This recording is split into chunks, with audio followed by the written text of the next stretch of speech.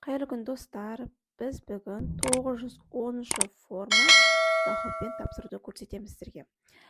Бірінші полугодие 2026 жыл деп басып, бізде очередная первоначальный болады. Бірінші полугодие 2026 деп жазып тұр.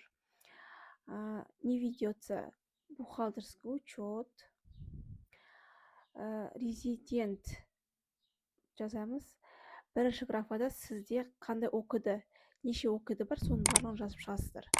Менің жағдайымда бір окд жазған соң ол активный болып, қызыл жанбай, обычный болып тұрады. Енді қараңыздар, егер сіздер қарағанды, мысалы, ауылды жер болса, бин таңдайсыздар. Бин таңдаған соң 901 деген форманы таңдайсыздар.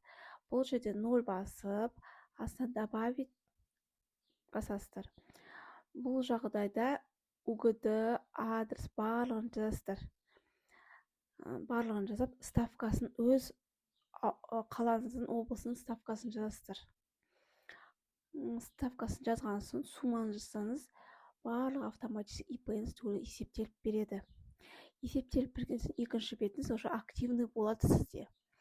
Сосын төлеген налогтарыңыз барлығын жазасыздар. Маған клиент әлі информация берген жоқ қандай екенін. Енді қараңыздар, бұл жерде медстраховка жазып тұрады өзі автоматически. Егер сіз осы ай төлемесеңіз 0 деп жазасыз да, қалған ай жаза бересіздер.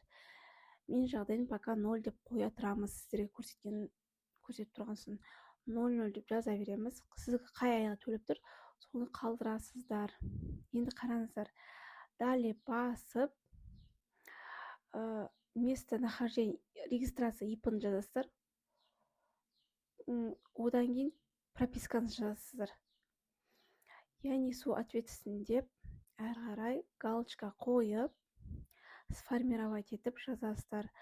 Бұл 910 форма доходпен. Каналыма тіркеліп, лайк басып, комментарий жазыңыздар. Сау болыңыздар.